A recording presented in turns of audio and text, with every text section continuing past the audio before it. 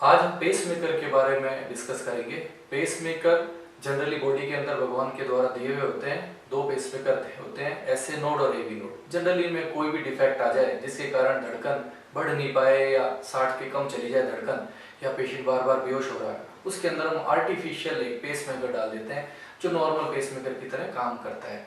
Generally ये patient जो होते हैं, किन के डरता है पेसमेकर, जिसको चलते चलते या तो बेहोश होकर गिर रहे हैं या कभी बैठे बैठे पेशेंट बेहोश हो जाता है, सेकंड्स के लिए बेहोश होता है और फिर अपने आप होश में आ जाता है।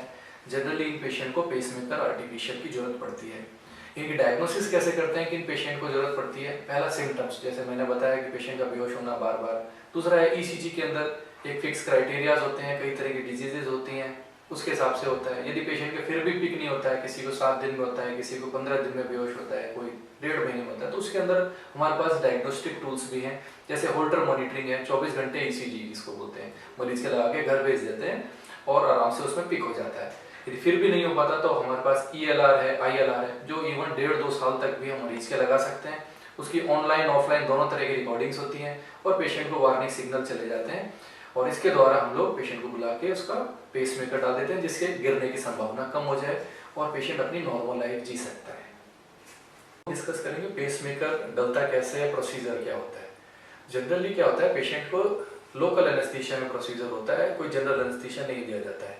एक चेस्ट पे छोटा सा इंसिजन लगता है, इसके थ्रू हम लोग एक बैटरी प्लेस करते हैं जिसका 17 से 25 ग्राम वेट होता है, एवरेज वेट होता है, छोटी सी बैटरी होती है और 2 लीड या 1 लीड डिपेंड करता है किस टाइप का पेसमेकर डाला। 2 तरह के पेसमेकर होते हैं, एक सिंगल लीड का पेसमेकर होता है, एक डबल लीड का पेसमेकर। इनके डिपेंड करता है पेशेंट की रिक्वायरमेंट्स का है। मोस्टली हम लोग डबल लीड का पेसमेकर डालते हैं जिससे कि नॉर्मल फिजियोलॉजी की तरह काम कर सके।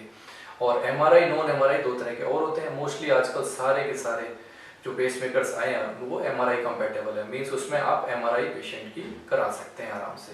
सिंपल इंसिजन के द्वारा 2 लीड प्लेस की जाती है हार्ट के राइट साइड के अंदर और उसको बैटरी से कनेक्ट कर दिया जाता है और लोकल कुछ सूचर जो है उसको बंद कर दिया जाता है और एवरेज को सूचरलेस सर्जरी होती है और टांके जो है उसको कटवाने की जरूरत नहीं पड़ती है इसके अंदर और पेशेंट अपने आप से दो दिन के अंदर डिस्चार्ज होकर घर चला जाता है और मॉनिटरिंग टाइम टू टाइम साल साल में करा देता है।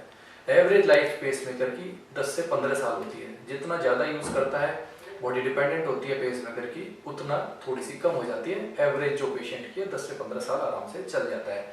ये जो लीड्स हैं ये माइक्रो सिग्नल्स डिटेक्ट कर लेती हैं और जब भी पेशेंट को जरूरत पड़ती है ये स्टिमुलेट कर देती हैं और हार्ट को पेस कर देती हैं, तो पेशेंट की गिरने की संभावना खत्म हो जाती है इसके अंदर। और सेंसिटिव डिवाइस है, एवरेज जो है 60 से 70 के बीच में हार्ट रेट रखते हैं। जरूरत पड़ती है पेशेंट कंडीशन के हिसाब से हार्ट जो रेट है हम लोग चेंज कर देते हैं।